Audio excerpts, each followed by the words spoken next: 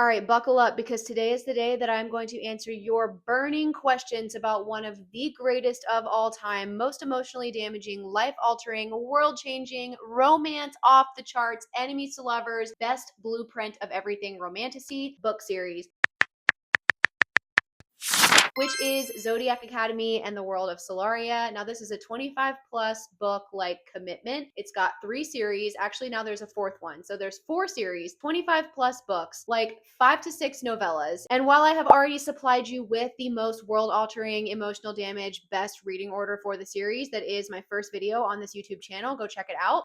There are so many questions. It's the reading order that quite literally everyone has the most questions on. So I am doing your ultimate master frequently asked questions about Zodiac Academy and the World of Solaria. So I have all of your questions right here. We're going to go through them. We're going to answer them all. And hopefully this sheds a little bit of light on the emotional damage reading order, whether or not you should do it, what you should and shouldn't do for the series, and why I recommend reading them the way that I do, because there is a perfected emotional experience that goes along with my reading order. Yes, it is necessary. If you're going to invest in a 25 plus book like universe, why would you not want to do it right? And why would you not want to get the best experience? Okay, so let me help you, because every single time I post a video that has anything to do with Zodiac Academy, you guys come in with like 1,000 questions. So we're going to break it down and I'm going to tell you what's what. So probably the most asked question about Zodiac Academy, the World of Solaria, the reading order, and the novellas is, where can I read Foxy Tales? I can't find it anywhere. This is an excellent question. Foxy Tales was a novella that was released by the Twisted Sisters,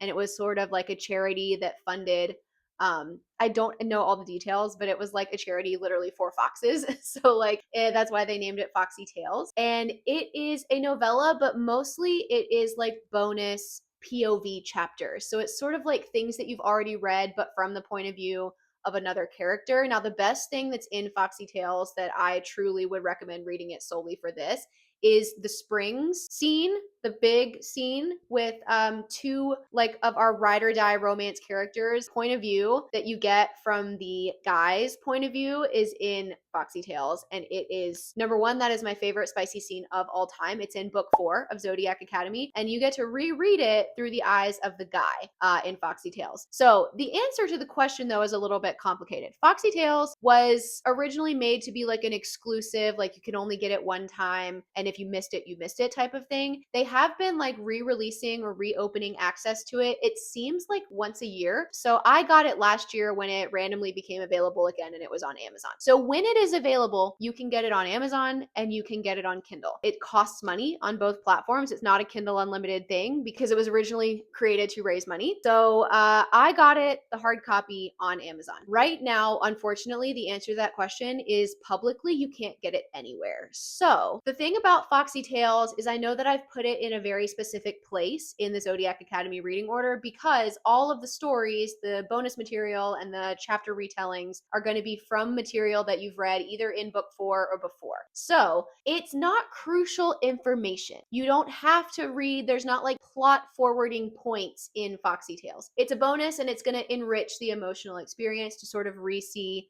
these scenes from someone else's perspective. And then the other scenes are sort of more comical. It adds comical character development and stuff like that. It makes you fall in love with the characters more. However, if you are just now starting on your Zodiac Academy journey and you don't have Foxy Tales, it's going to be really hard to get it. So I'm going to give you permission to skip Foxy Tales. There's not necessary information that's going to like be needed for the rest of the series. So you can technically read Foxy Tales anytime after book 4. So if you don't have it right now, you can completely skip it. And then honestly, I still would recommend coming back and reading it, but you can come back and read it after you've read the entire series, and you can just read it sort of as a fun little bonus when it ever becomes available again in the future. Now, there are probably some online places where you might could find PDFs of it, but I'm probably not really supposed to say anything about that. And I honestly, truly don't know where to get any of that. So you might could find it if you dig really deep on the internet, but your best case scenario, if you really want to find it and read it where I put it in the reading order, is to ask somebody who has it to borrow it, unfortunately. I know that was a really long-winded question, but Foxy Tales is probably the most complicated, like weirdest part of the reading order, and everybody is just always like, where the heck do I get it? Okay, so this is a really good question that makes me irrationally angry, and it has nothing to do with the person who asked it, but it just makes me really angry. So can you read any in Zodiac Academy Academy as a smaller series instead of reading a billion in one series? So I think there are two different ways to answer this question. Number one, can you read the books within Zodiac Academy 1 through 9 or 1 through 14 if you're including the novellas? Can you read any of them in a smaller chunk? That answer is absolutely not. Zodiac Academy is a linear single story. There have been weird rumors floating around literally on Goodreads that Zodiac Academy is an anthology, which means each single book is about something different, and you could, number one, read them in any order, and number two, you don't have to read them all. That is absolutely not true, and that makes me irate. Zodiac Academy is one story. One story. If you pull out book 4 without reading books 1 through 3, you're going to have no idea what's going on because it's a linear story where all of the characters are going on one journey together. So the answer to whether or not you can randomly pick a book or only read some, if we're talking about the core 1 through 9 books in Zodiac Academy, that answer is absolutely not. You'll either not finish the series or you'll pick a random book for whatever reason and have no idea what's going on. Can you read Zodiac Academy 1 through 9 without reading any of the novellas? The short answer to that is yes. The novellas are not going to supply information that are going to give you any sort of like clarity or something that you'll miss really if you read the rest of the series without it. Now, the caveat to those is there are two that I would actually like really personally truly recommend. The biggest one is 8.5, which is a novella that takes place at the same time as book 8. So if you read something like Throne of Glass, 8.5 is kind of like Zodiac Academy's Tower of Dawn. It's taking place at the same time as book 8. So if you read book 8 and then you read book 8.5, you're going back in time and you're having to read those storylines over from someone else's perspective. But you do get new information, helpful information, really helpful POVs, and you get history that is helpful for book 9 and understanding the deep lore and the history of Solaria and of like the star magic and all of that kind of thing. So 8.5 truly is an important read. Do you 1000% have to read it to understand books 1 through 9?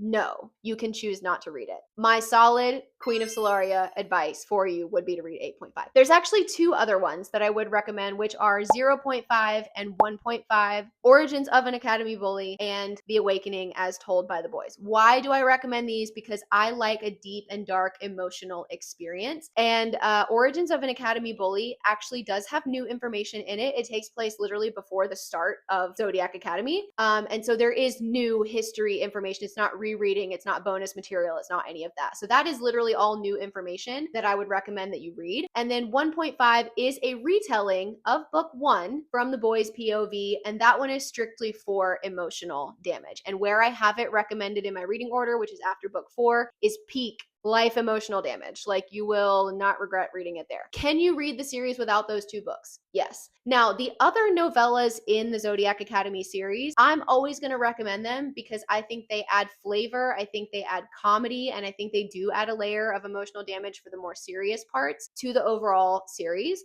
But they are not required to understand what's going on. If you just want a basic 1 through 9 experience, any other novella that I've mentioned, you really don't have to read it. But I would very, very, very strongly at the top recommend reading 8.5 as a tandem with Zodiac Academy 8. And I do have all that information in my reading order video. So this is a good question. Is it a difficult world to understand for someone who doesn't read much fantasy? So personally, I would say Zodiac Academy is a great one to jump in if you've never even read any fantasy in your entire life, because it's magical realism. Magical realism is a story that takes place in our world, in the real existing world, but it has magical elements, magical powers, things in it that don't require you to understand like how a whole new different world works. So something like ACOTAR takes place in a world that is unfamiliar. So when we read that book, you have world building. You have to learn how the world works. You have to learn the species, you have to learn the powers, you have to learn literally like geography of where people are. When you're reading magical realism, this is a very familiar place. It's in our world. Now, technically they do travel to Solaria, which is the Fae realm, but these girls are from Earth. They are from here. They are modern day. They're talking about Eminem. They're talking about Fae book, Facebook, whatever. So it's not hard to understand. There's not a bunch of lore. You really just have to understand the magic system, which is very easily made up of like astrological signs and elements. So there's earth, air, fire, and water. That's it.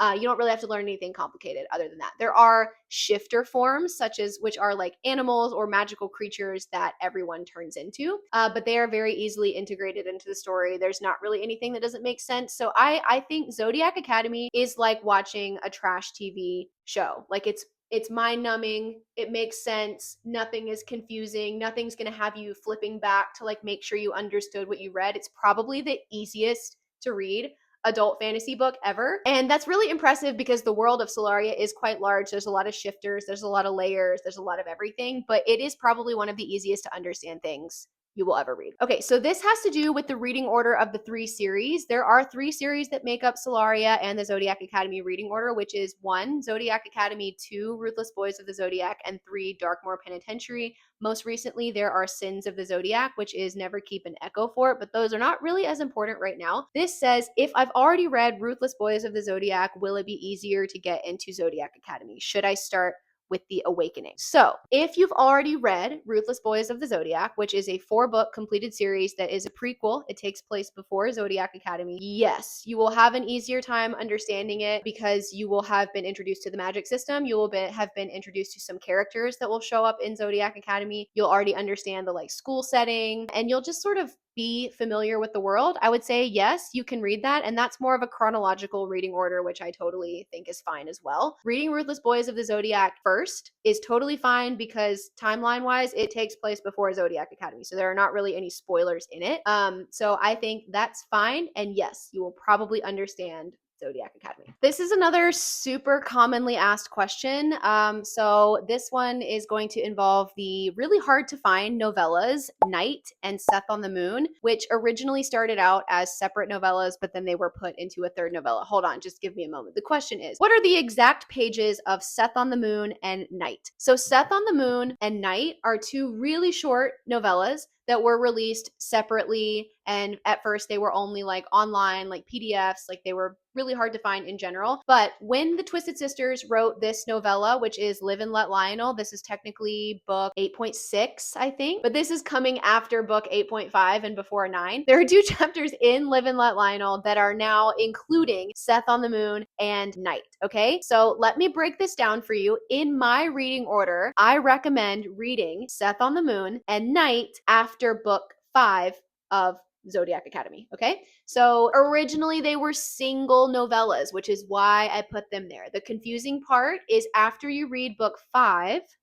you're going to read 5.5, which is its own hard copy novella called The Big ASS Party. Then you're going to read Seth on the Moon, which is one random chapter out of this book. And then you're going to read Night, which is another random chapter out of this book. The reason I'm making you do that is because aside from Seth on the Moon and Night, the rest of the bonus material in here could and does contain spoilers. So don't read this whole book. A lot of people ask, can't I just read Live and Let Lionel after book 5? Absolutely not. There are spoilers galore in here.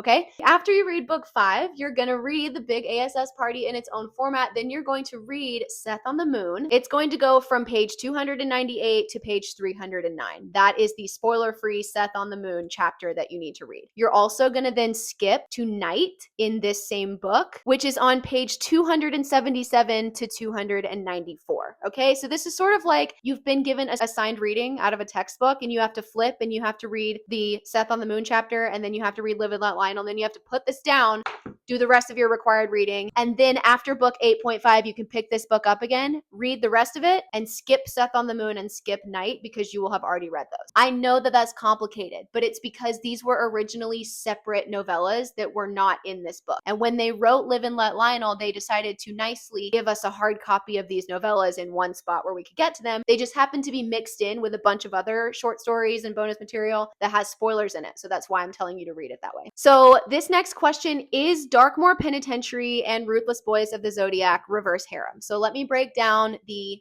types of series that are in Zodiac Academy. So there is the original core series, Zodiac Academy, which is not reverse harem. It is enemies to lovers. Everybody has one true love. Everybody has one partner. For the majority, the main characters, all the main characters in this book that you're focused on have one person, one love interest. There is not reverse harem in the storyline of Zodiac Academy. Then there is the prequel series, Ruthless Boys of the Zodiac, that is a reverse harem. Why choose? So there is one FMC.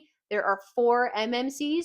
No spoilers. We don't know who's alive at the end of the series, but she is not going to just choose one true love. She's going to end up with multiple guys. She's also going to do stuff with all of the guys at one time at some point in this book. Okay, so that is a reverse harem. And then we have Darkmore Penitentiary, which is a sequel series. It takes place 5 years after the end of Zodiac Academy. Yes, that is also a reverse harem. It's basically like Orange is the New Black. It takes place in a prison. There is also one FMC, 4 MMCs. She's not just going to choose one. There is emotional damage, but there's going to be spicy scenes happening with lots of people at one time. That is a true reverse harem. Why choose? The next question, is it terrible to read Never Keep, Sins of the Zodiac if we haven't read any Zodiac Academy books? So Never Keep and Echo Fort are 2 books that are a new series written by the same authors that happen to take place in the same like world as Zodiac Academy, but they're technically in a different country. So they're in a different area and they take place way in the future. So Zodiac Academy happens and then like years, I don't know how many, but it's sort of like a devolved futuristic society that takes place in the same area, different country as Zodiac Academy. So the reason I suggest that you read Never Keep and Echo Fort after reading Zodiac Academy really honestly is because there are some small little Easter eggs that are in Never Keep and in Echo Fort. You won't get them. They won't make any sense if you haven't read Zodiac Academy. Now, to be honest, it doesn't matter. Right now, as of now, the 2 books that are out do not have spoilers, do not have crossovers, do not have information that you need to know from Zodiac Academy in them. So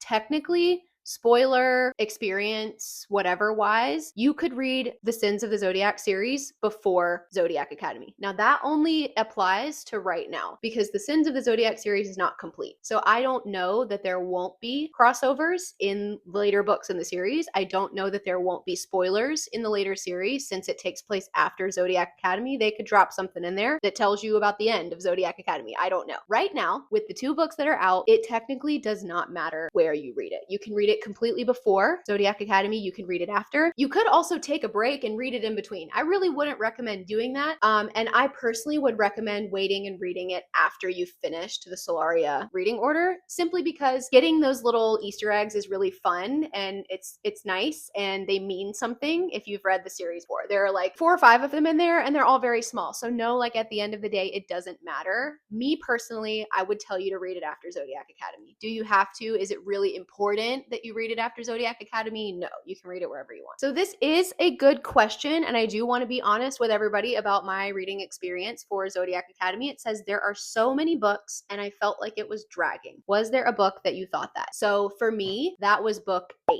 I felt like about 3/4 of the way through book 8, it was dragging. Yes. Now, do I regret reading book 8 and finishing the series? No, because I really, really, really loved the last book in the series, book 9. I thought it was amazing and I didn't regret any of it. However, I had to, for book 8, and then parts of book 9, the beginning of book 9, I listened to big chunks of those on audiobook, which sort of helped me stay in the world and read it, but it was easier to just sort of listen to it and let it take me through the story and passively listen without having to sit there and like focus and eyeball read. So when I found the series to get slow, I would switch to audiobook, and I recommend that. They are working on graphic audios for the books. They're not all out yet, but I think the audiobooks that they currently have are pretty funny. With Bridget and Jake Bordeaux are like a couple and they do all the voices for Zodiac Academy, and I think the audiobook, to be fair, if you're a snob, the audiobook is a little cringe. The character voices are pretty animated and they're a little over the top. If that doesn't bother you, switch to the audiobook. But yes, I found the last half of book 8 and the first quarter of book 9 very slow. Not in a bad way that made me regret reading. I never had the thought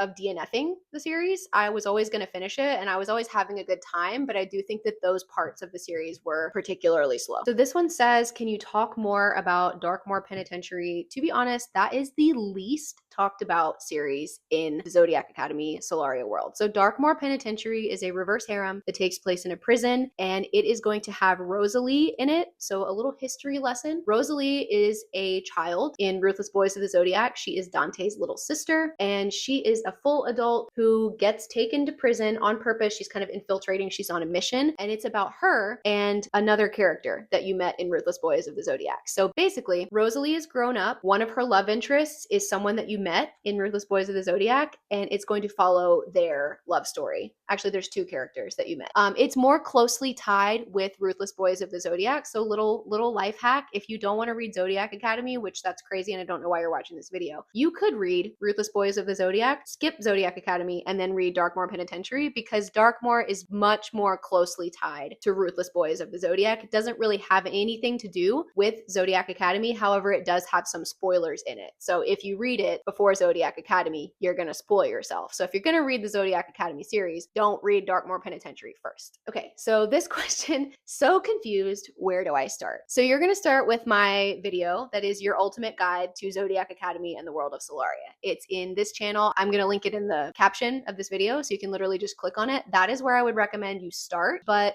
literally, you're gonna physically, if you're following my reading order, start with books 1, 2, and 3 of Zodiac Academy. And then you're gonna go from there. By the time you get to the end of book 3, you're gonna either hate the series and DNF it, or you're gonna be sucked in and you're gonna immediately wanna continue with the rest of the reading order. So just start with books 1, 2, and 3, see how you feel, and then look up my reading order and follow it from there. Okay, so this is a question that I've heard before. Should you tandem read books 1 and 1.5 since they are happening at the same time? Absolutely not. You should not tandem read Zodiac Academy 1 and 1.5. While they do take place at the same time, they're just through different POVs. There are spoilers in books 0.5 and 1.5 for the first 4 books of the series. So if you tandem read, you're going to ruin your experience. The only reason I would recommend that you tandem read books 1 and 1.5 is if you absolutely can't handle the bullying. If that's too much, it's too dark, you just can't continue the series without seeing some sort of light and goodness in these MMCs, then you should tandem read, because what 1.5 is going to do is it's going to take all of the stakes out of the enemies to lovers. It's going to make you like the characters. It's going to make it not an enemies to lovers story, and it's going to make it a lot more like, not vanilla, but it's going to take all of the darkness out of it. So if you like something lighter and you still want to be able to read Zodiac Academy, you're either going to read 1.5 with 1, or you can honestly read it before. You can read it before book 1. To me, that takes all of the emotional stakes out of it. It makes the trope not enemies to lovers anymore, because you're getting the POVs that are revealing true thoughts and actions, like thoughts behind actions. So you're seeing why they're so mean to the girls. And I think that takes all of the enemies to lovers stakes out. So some people want that, which is fine. I would roll over in my grave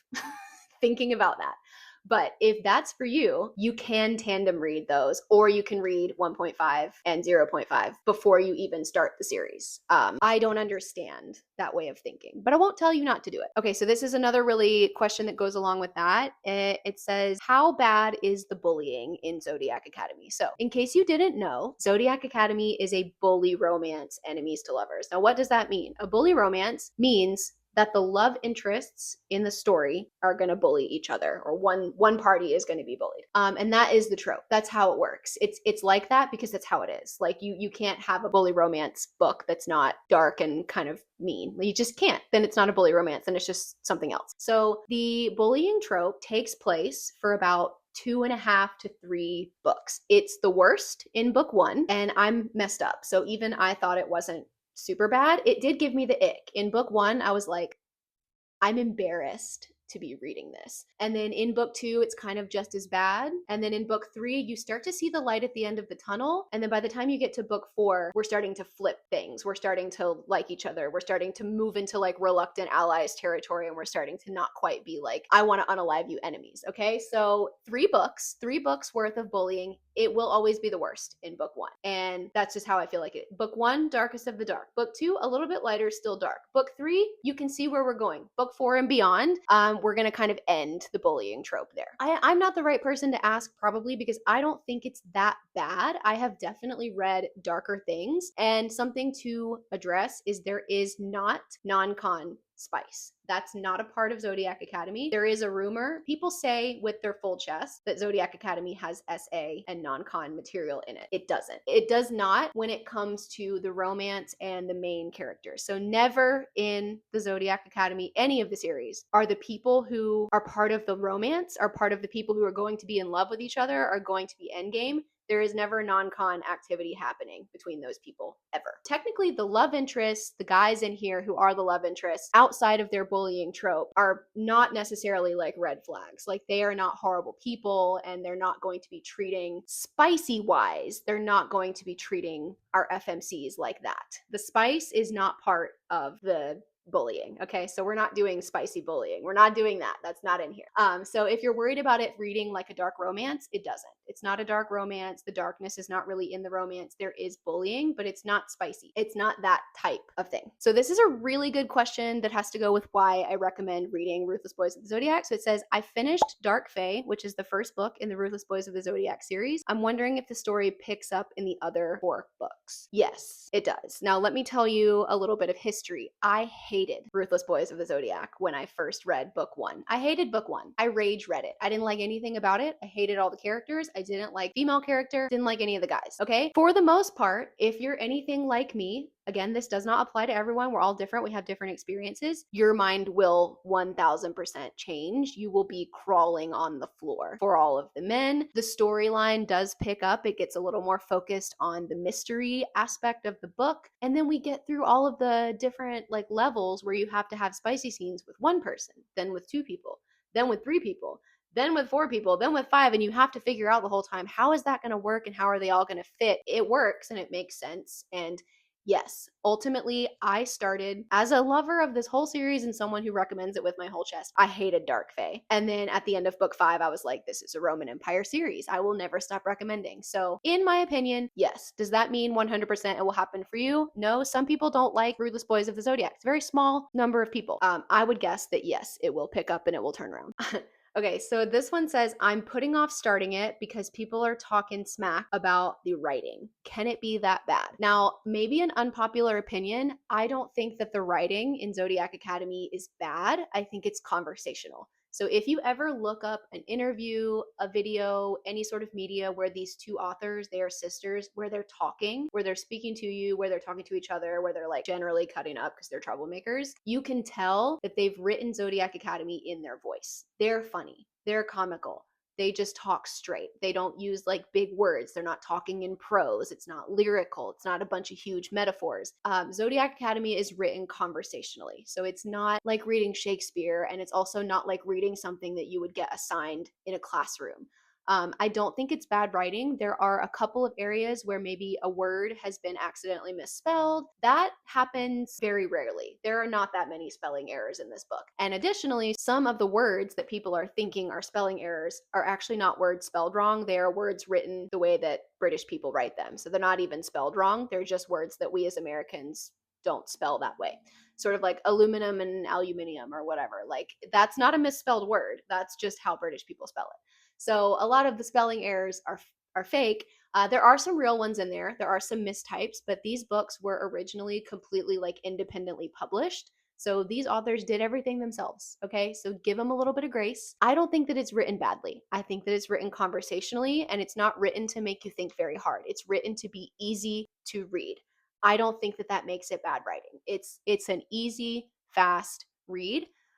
So no, it's not that bad. I personally think that people who say Zodiac Academy is written badly are snobs in like a bad way. Like, you can like a variety of books. I love a book that is technically well written, a think piece, lots of metaphors, lots of imagery, lots of big words if that's what you need. I love stuff like that. But I also love super easy to inhale books like Zodiac Academy. So no, it's not as bad as everybody says. Okay, so this one says, I missed reading Ruthless Boys of the Zodiac in between. Will it hamper my reading experience? Yes, it will. I personally think reading Ruthless Boys of the Zodiac is a super important piece of reading the Solaria universe. Now, the reason people might say like, oh, you just think that because of your experience, but truly though, the characters, almost all of the characters that are in Ruthless Boys of the Zodiac appear in books like 6 through 9 of Zodiac Academy. So they're in there. They're basically main characters. You're getting their point of view in the later Zodiac Academy books. Quite honestly, not knowing who they are is going to hinder your reading experience because you're going to be like, who who is this? And they don't really like tell you who they are. Zodiac Academy kind of expects you to know who the Ruthless Boys are when they show up. And they're also kind of hiding spoilers from you. So they're not going to give you a lot of detail. They're not going to give you background. They're not going to give you story. They're just going to throw them in there. And if you don't know who they are, it does diminish your reading experience because there are callbacks to Ruthless Boys, things that happen in Ruthless Boys. There are characters, there are mentions, there are relationships and emotional points that are mentioned and brought up, and they're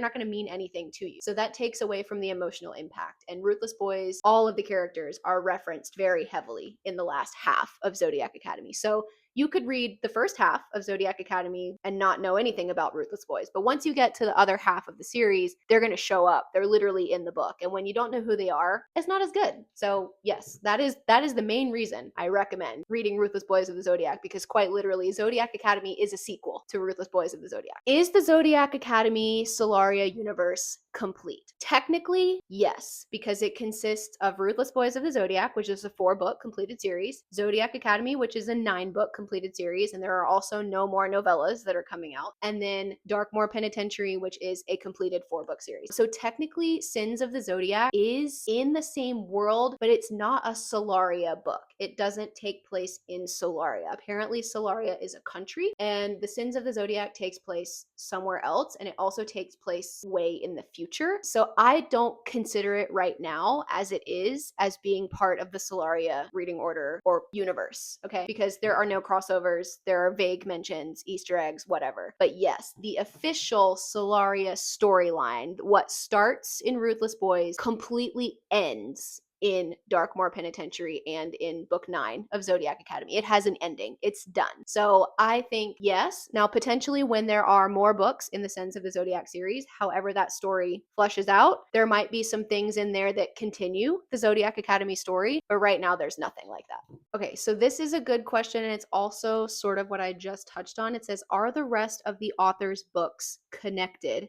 to this origin series, like Echo 4, and when to read them? So we've touched on Echo 4 and Sins of the Zodiac. That series is very, very, very loosely tied to this one, yes, but that's the only one.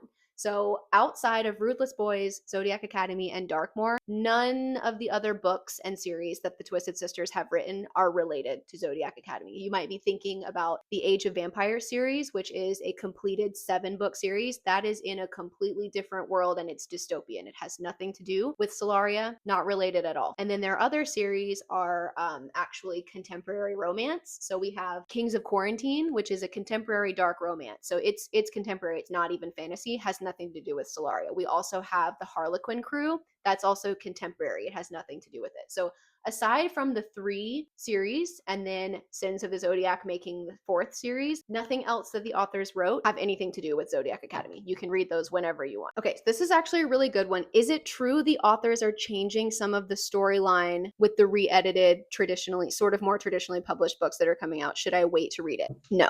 So what's happening with the re-edit is just a re-edit. It's going to be the authors fixing those spelling mistakes, fixing those small grammatical errors, fixing the formatting. And the only thing they're adding is a couple of bonus material chapters. It doesn't change the story. It doesn't change how anything happens. It doesn't change anything. If you read Zodiac Academy solely from the old indie published books, you're not missing anything. You can also look up those bonus chapters and where they fall. I think you can get them digitally because all of the series is on Kindle Unlimited. And also if you're reading it now, the Kindle Unlimited versions are the new versions. So if you're reading it on Kindle, it's already updated and you're already reading the newer edited published ones. If you're reading them in physical copy and you have the indie covers, that's really the only way that you're not going to be reading the new bonus material, but nothing about the story changes. They're adding a little bit of spice, but it's nothing that you need to like trip over yourself to make sure that you experience. Like it's very, very minor changes. The only ones that I've read so far or compared is book 1. I have the indie published book, and then I skimmed the new published one. The differences are so small that in my opinion, it does not make a difference. It doesn't matter which version you read, aside from having bonus chapters. But again, you can look those up on like Reddit and you can find out where to read them if you really want to read them. Okay, so this question is, if I already read Zodiac Academy through, is it too late to go back and read Ruthless Boys, or do I have to tandem? So number one, I wouldn't recommend any sort of tandem with Ruthless Boys at all. So If you're talking about just having read book 1 of Zodiac Academy, yes, but you won't go back to Ruthless Boys until after book 3. If you've read the entire series of Zodiac Academy all the way through and that's what you mean, I do still think it is worth it to go back and read Ruthless Boys of the Zodiac, especially if you're going to read Darkmore. You absolutely cannot read Darkmore Penitentiary without reading Ruthless Boys of the Zodiac. Number 1, major spoilers. Number 2, a lot of things will not make any sense and you won't know who the characters are. It's important to go into Darkmore knowing who the people are because that's what makes the emotional damage emotional. So I'm not sure if I fully understood or answered that question correctly, but in all scenarios, reading Ruthless Boys is worth it. Okay, so this is probably the second most common question I get, which is I'm stuck after Zodiac Academy book 3 Cliffhanger. How do I move on and start Darkmore Penitentiary? So in my personal perfect reading order, you read Zodiac Academy books 1 through 3, and then you jump back and read the entire Ruthless Boys 5-book series before you can move on to book 4. There is quite a rude cliffhanger at the end of Zodiac Academy book 3. Now, yes, you can do it because you can do it. This goes along with the question of is Ruthless Boys worth it and will it get better? So to be honest, to really tell you what you should expect, you could very well go into Ruthless Boys book 1 and hate it, okay? And you might hate it all the way to the end of book 1.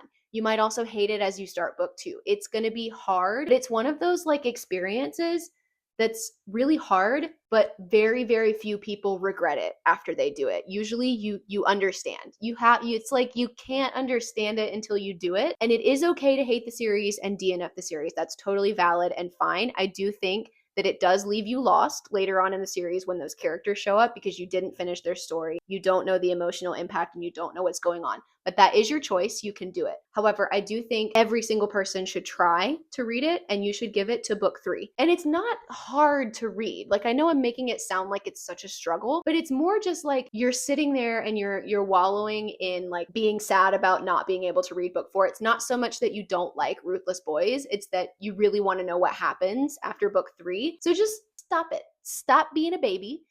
Just read it. If you hate it, you can DNF it. I don't think you'll have as solid, well-rounded character arc experience if you don't read it. But you can do it. You can do it. I did it and I hated it. And I'm here today, literally standing on 2 feet, telling you with my full chest that I still recommend that you do it. And I'm confident that you'll like it once you get into the story and you give yourself a moment to care about the characters that you don't care about right now. I know why you don't care about them. I understand what a cliffhanger will do to us, but just stop. Just try it. Just do it.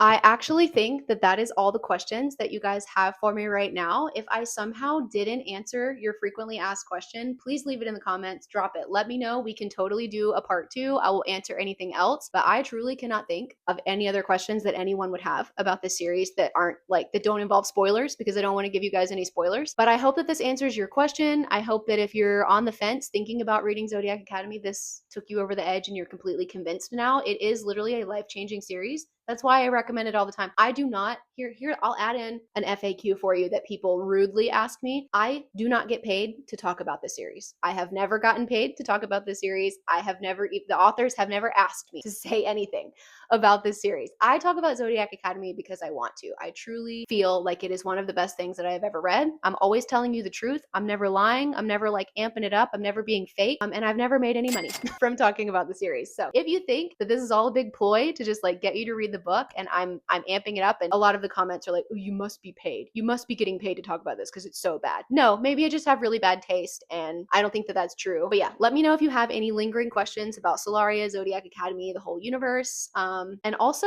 what is the next big, huge universe series that I need to embark on? Because right now, Zodiac Academy is like my only one. I don't know what else to read. I don't know what other big series are out there that will be able to suck me in, that I can do a reading order for, that I can have an experience with, that I can like rant at you guys to read. So like, if you've read any big, like monumental multi-series universe books, let me know what they are because I will add them to my, it's time. It's time for me to find a new like whole personality series.